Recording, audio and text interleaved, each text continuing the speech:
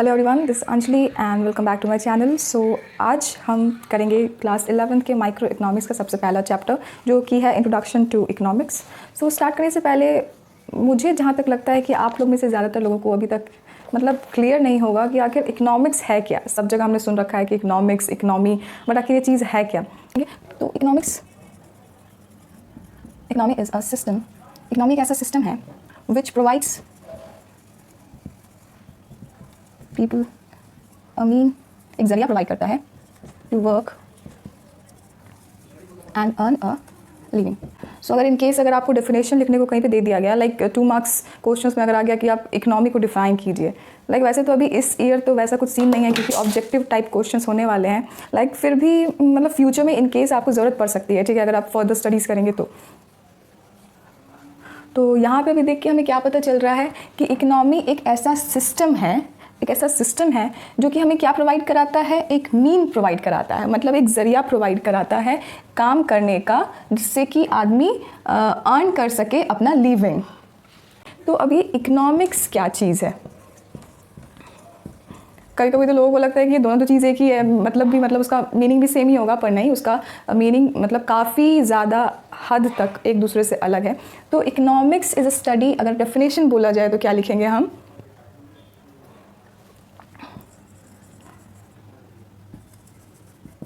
Economics is a study of economic problem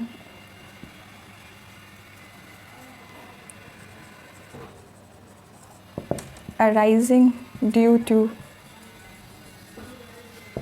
limited resources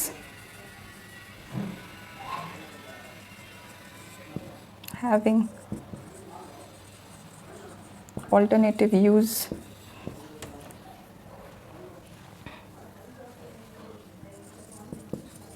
with respect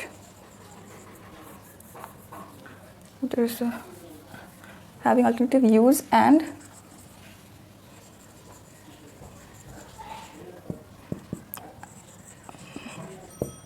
unlimited wants.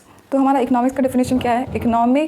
Economics अगर देखें तो एक study है इकोनॉमी का, इकोनॉमिक प्रॉब्लम का स्टडी है जो कि कैसे अराइज होता है, लिमिटेड रिसोर्सेज की वजह से, और वो रिसोर्स जो है उनके अल्टरनेटिव यूज़ है। अल्टरनेटिव यूज़ क्या है, कि मल्टीपल ऑफ यूज़ है कोई भी एक रिसोर्स है। जैसे कि अगर पेट्रोल देखा जाए तो पेट्रोल से हम मशीनरीज़ को भी स्टार्ट कर सकते हैं, एट द सेम टाइम हम व्हीकल्स को भी स्टार्ट करने के लिए, व्हीकल्स चलाने के लिए भी हम उसमें पेट्रोल का यूज़ करते हैं। तो पेट्रोल का यूज़ क्या हो गया? Alternative use. ठीक है, पर पेट्रोल तो हम जानते हैं कि क्या है, लिमिटेड है। तो वो हो गया हमारा जिसका लिमिटेड रिसोर्सेज, जिसका कि हमारा अल्टरनेटिव यूज़ है। पर उसका वांट क्या है? लोग वांट क्या कर रहे हैं? बहुत ही अनलिमिटेड वांट कर रहे हैं, और डे टू डे हमारे जो भी वांट्स हैं हर सारे कमोडिटी या फिर गुड्स के, वो डे बाई डे इंक्रीज़ ही होते जा रही हैं। अब देखिए, इससे पहले तो हमने इकोनॉमी और इकोनॉमिक्स देख लिया था। अब उसके बाद एक टर्म आता है जो बहुत ही कहीं ना कहीं आप लोगों ने ज़रूर सुना होगा, वो है स्कार्सिटी। ठीक है, तो अभी स्कार्सिटी क्या है? तो अगर इसका शॉर्ट में अगर मैं इसका डेफिनेशन लिखूँ तो कैसे लिखेंगे? Shortage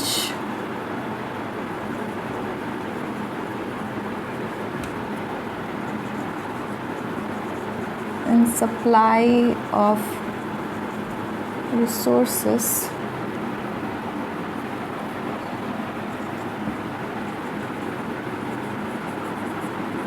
in relation to its demand। Okay, तो यहाँ पे मैंने डेफिनेशन क्या लिखा है? स्कार्सिटी एक ऐसा सिचुएशन है जहाँ पे अगर सोच लीजिए कि डिमांड जितना लोग कर रहे हैं उससे कम ही सप्लाई हो रहा है किसी रिसोर्स का, तो उस सिचुएशन को क्या कहते हैं? स्कार्सिटी। ठीक है, तो अब हम देख लेते हैं स्कार्सिटी क्या है। ठीक है, तो स्कार्सिटी का मैंने डेफिनेशन क्या लिखा है? Shortage in supply of resources in relation to its demand. ठीक है, डिमांड के कंपैरिजन में अगर किसी रिसोर्सेज का सप्लाई अगर शॉर्ट हो रहा है तो उस सिचुएशन को हम क्या कहते हैं? स्कार्सिटी। ठीक है, लोग डिमांड किसी चीज़ का लोग डिमांड तो बहुत ज़्यादा कर रहे हैं पर उसका सप्लाई नहीं हो पा रहा है, तब उस सिचुएशन को क्या कहते हैं हम? स्कार्सिटी। ठीक है, अब हम देखते हैं सबसे पहले तो जैसे कि इकोनॉमिक्स का मैंने आपको डेफिनेशन बताया था, तो इकोनॉमिक्स क्या है? एक स्टडी है इकोनॉमिक प्रॉब्लम का। ठीक है, तो अभी आखिर इकोनॉमिक प्रॉब्लम है क्या? ठीक है, तो वो देख लेते हैं।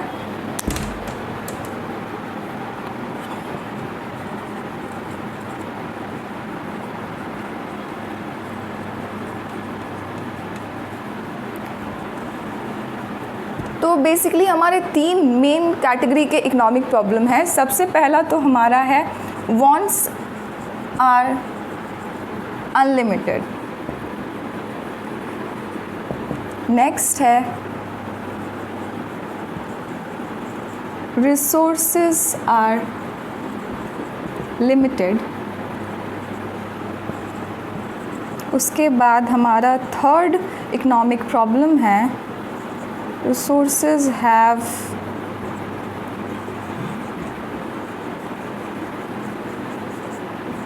Alternative use. ठीक है, तो मेजरली हमारा ये 3 इकोनॉमिक प्रॉब्लम है जो कि है वांट्स आर अनलिमिटेड। सबसे पहला तो मतलब कि हमारा ह्यूमन नेचर ही ऐसा है, लोगों का नेचर ही ऐसा है कि जितना भी मिले उससे ज़्यादा हम और डिमांड करते हैं। ठीक है, अगर सोच लीजिए किसी बच्चे के पास अगर कीपैड फ़ोन है छोटा वाला, तो उससे तो वो फ़ोन जब मिल जाएगा तो अपने पेरेंट्स से क्या डिमांड करेगा कि भाई हमको एंड्रॉयड दिला दो, स्क्रीन टच दिला दो। तो अब जब एंड्रॉयड फ़ोन मिल जाएगा तो फिर उसके बाद अगले दिन वो अपने पेरेंट्स से डिमांड करेंगे कि भाई हमको तो आईफोन चाहिए। ठीक है, तो ह्यूमन नेचर है हमारा वैसा बना हुआ है कि हमको जितना मिलते जाता है हम उससे और ज़्यादा डिमांड करते जाते हैं। तो यही हमारा सबसे पहला इकोनॉमिक प्रॉब्लम है। ठीक है, वो क्या है, वांट्स आर अनलिमिटेड।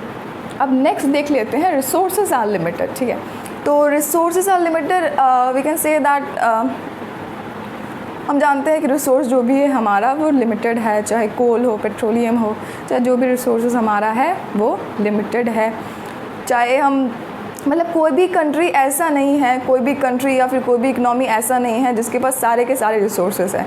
अगर इंडिया का बात कर लिया जाए तो इंडिया में लेबर बहुत ज़्यादा है, पर यहाँ पे लैंड की कमी है, कैपिटल की कमी है। ठीक है, वही अगर हम यूएसए की बात करें तो वहाँ पे कैपिटल तो है, तो आपका लैंड भी है, पर वहाँ पे लेबर का शॉर्टेज है। ठीक है, तो मतलब कोई भी कंट्री या फिर कोई भी इकनॉमी पूरी तरीके से फुलफिलमेंट नहीं है रिसोर्सेज से, कहीं ना कहीं कुछ ना कुछ रिसोर्सेज का शॉर्टेज पड़ ही जाता है। वो क्यों?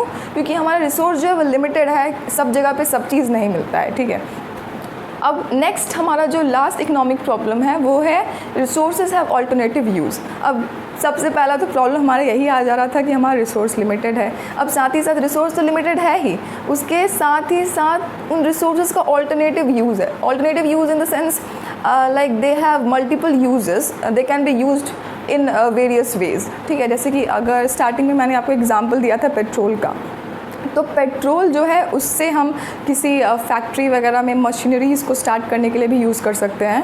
एंड उसके साथ ही साथ हम अगर चाहे तो पेट्रोल का इस्तेमाल हम बाइक, स्कूटी और अदर व्हीकल्स में भी यूज़ करते हैं, इन सारे व्हीकल्स को स्टार्ट करने के लिए, उनको चलाने के लिए। ठीक है, तो क्या है, पेट्रोल का यूज़ ऑल्टरनेटिव है।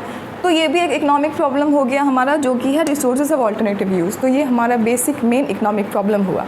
ठीक, अब हम देखेंगे सेंट्रल प्रॉब्लम इकोनॉमी का। इकोनॉमिक प्रॉब्लम हमने देख लिया है, अब सेंट्रल प्रॉब्लम देखेंगे इकोनॉमी का।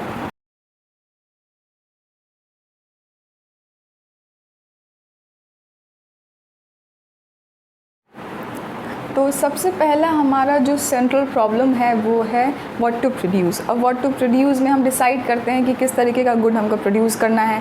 वो या तो कंज्यूमर गुड हो सकता है, कैपिटल गुड हो सकता है, या फिर लग्जरी गुड हो सकता है। कंज्यूमर गुड वो जो कि डायरेक्ट अपना लोग कंजम्पशन करने के लिए यूज़ करते हैं। लाइक हम गए दुकान में, खरीद लिए, कपड़े खरीद लिए, कोई भी खाने का सामान खरीद लिया, उसको ले करके या तो कपड़े पहन लिए या तो खा लिए, तो डायरेक्ट कंजम्पशन उसका हो जा रहा है। ठीक है, तो उन सारे गुड को कंज्यूमर गुड कहा जाता है, लाइक अपने ही कंजम्पशन के लिए जिसको यूज़ किया जाए। और दूसरा होता है कैपिटल गुड्स, मतलब वो गुड्स जो कि जिसके हेल्प से हम फर्दर और किसी गुड का प्रोडक्शन कर सकें। Like those goods which can be use for the further production that are term to be as capital goods. ठीक है, जैसे कि मशीन्स अगर है, मशीन या टूल्स, उसका इस्तेमाल करके हम फर्दर और भी कोई हम गुड का प्रोडक्शन कर सकते हैं। Right, like the same way luxury goods क्या होती हैं, वो सारी गुड जो कि नेसेसिटी तो नहीं है हमारी, पर फिर भी हम उसका कंजम्पशन करते हैं। क्यों? क्योंकि हमको अपना लाइफ ऐशो आराम से जीना है एकदम। हम चाहे तो पंखे के नीचे भी रह सकते हैं, पंखे का हवा भी खा सकते हैं, पर आदमी क्या करेंगे, एसी खरीदेंगे, है ना, एसी खरीदेंगे। हम या तो बाइक या फिर स्कूटर या साइकिल से भी जा सकते हैं, पर लोगों को क्या चाहिए, कार चाहिए। तो ये सारी चीज़ें क्या है, लग्जरी गुड्स है। तो ये सबसे पहला हमारा सेंट्रल प्रॉब्लम हो गया, जो कि है व्हाट टू प्रोड्यूस, जिसमें डिसाइड होता है कि आखिर किस तरीके के गुड का प्रोडक्शन होगा. That can be either consumer good, capital goods and luxury goods, and there are a lot more types of goods which we will study about that. तो ये तो हमारा कंप्लीट हो गया. अब देखते हैं इसके बाद का सेंट्रल प्रॉब्लम. अब सबसे पहले तो हमने देख लिया था कि हाउ टू प्रोड्यूस. अब नेक्स्ट सेंट्रल प्रॉब्लम है, पहले हमने देखा था व्हाट टू प्रोड्यूस, अब हमारा है how to produce. How to produce में हम डिसाइड करते हैं कि किस तरीके से, आखिर हमने पहले तो डिसाइड कर लिया कि कौन सा रिसोर्स हमको, मतलब कौन से कमोडिटी या कौन सा रिसोर्स से यूज़ करके कौन सा कमोडिटी बनाना है, कौन सा गुड बनाना है. ठीक है, अब इसमें हम डिसाइड करेंगे कि बनाएंगे पर कौन से तरीके से, मतलब कौन से मेथड से बनाएंगे. ठीक है, तो बेसिकली हमारे 2 तरीके का मेथड है. लेबर इंटेंसिव टेक्निक सबसे पहला टेक्निक हो जाएगा, दूसरा हो जाएगा कैपिटल इंटेंसिव टेक्निक. अब लेबर इंटेंसिव टेक्निक में ऐसा टेक्निक है जिसमें कि labour as compare to the capital ज़्यादा यूज़ होता है. ठीक है, मतलब जिसमें लेबर का यूज़ ज़्यादा हो कैपिटल से, उसको कहा जाएगा लेबर इंटेंसिव टेक्निक. नाम से ही पता चल रहा है, लेबर इंटेंसिव मतलब लेबर का इंटेंसिटी ज़्यादा है. और कैपिटल इंटेंसिव टेक्निक वो टेक्निक है जिसमें कि लेबर का हमारा कम होता है इस्तेमाल, कैपिटल का ज़्यादा होता है. नाम से पता चल रहा है कैपिटल इंटेंसिव, मतलब जिसमें कैपिटल की इंटेंसिटी ज़्यादा है एज़ कम्पेयर टू लेबर, मतलब जहाँ पे हम कैपिटल का यूज़ ज़्यादा कर रहे हैं लेबर के कंपैरिजन में. ठीक है, ये हो गया हमारा दूसरा सेंट्रल प्रॉब्लम. अब हम देखेंगे नेक्स्ट सेंट्रल प्रॉब्लम, जो कि थर्ड सेंट्रल प्रॉब्लम है, वो है फॉर हुम टू प्रोड्यूस. अब फॉर हुम टू प्रोड्यूस में हम ये डिसाइड करेंगे कि आखिर जो गुड्स का जो हम प्रोडक्शन कर रहे हैं वो आखिर किसके लिए कर रहे हैं. अब किसी भी कम्युनिटी में, किसी भी सोसाइटी में हमारा 2 तरीके के लोग होते हैं, रिच या फिर पुअर. मिडिल क्लास वालों लोग का तो कोई भी वैल्यू है ही नहीं, है कि नहीं. अच्छा, जोक्स अपार्ट, सबसे पहले तो मतलब यही डिसाइड होता है कि आखिर रिच के लिए हमको बनाना है गुड्स या फिर पुअर के लिए, क्योंकि हम जानते हैं कि भाई गुड्स उसी के लिए बनेगा जो कि उसको अफोर्ड कर सके, क्योंकि हर गुड का उसका अलग अलग प्राइस है. अब उस प्राइस को देने लायक जो है, जो उसको अफोर्ड कर सकता है, उसके लिए ही गुड्स बनेंगे, है ना. तो वो हो गया, इसमें हम डिसाइड करते हैं फॉर हुम टू प्रोड्यूस में. अब हम देखेंगे फैक्टर्स ऑफ प्रोडक्शन क्या होते हैं. फैक्टर्स ऑफ प्रोडक्शन मतलब वो सारी चीज़ें जिसका इस्तेमाल करके किसी भी गुड्स या फिर सर्विसेज का प्रोडक्शन होता है. ठीक है, तो सबसे पहला फैक्टर, बेसिकली हमारे 4 फैक्टर्स ऑफ प्रोडक्शन है: लैंड, लेबर, कैपिटल, एंटरप्राइज. क्या है हमारे factors of production?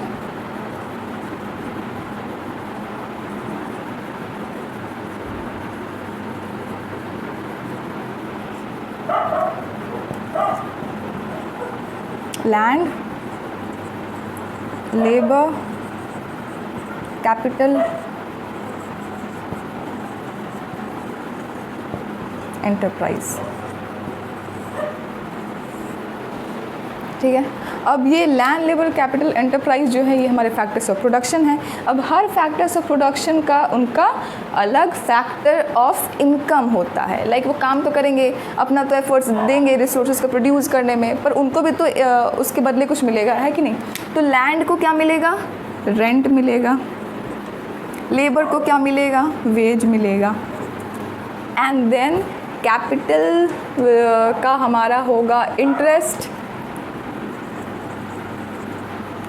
And last में एंटरप्राइज को मिलेगा हमारा प्रॉफिट. तो ये सारे थे हमारे फैक्टर्स ऑफ प्रोडक्शन और ये उनके income, factors of production of income, या फिर कह लीजिए income of factors of production, वही बात है. ठीक है, तो आज के लिए बस इतना ही. आई होप आप लोगों को सारे टॉपिक्स क्लियर हुए होंगे. तो आज हम रिकॉल कर लेते हैं कि आज हमने क्या पढ़ा. सबसे पहले हमने इकोनॉमिक्स कंप्लीट किया, स्कार्सिटी का कॉन्सेप्ट देखा, सेंट्रल प्रॉब्लम्स ऑफ इकोनॉमी हमने देखा, फिर आपका फैक्टर्स ऑफ प्रोडक्शन क्या होते हैं वो देखा, income of factors of production क्या क्या है वो हमने देखा. तो ये सारे टॉपिक्स हमने कवर कर लिया है. अब नेक्स्ट वीडियो में हम कवर करेंगे PPC, that is production possibility curve. Okay, thank you for watching.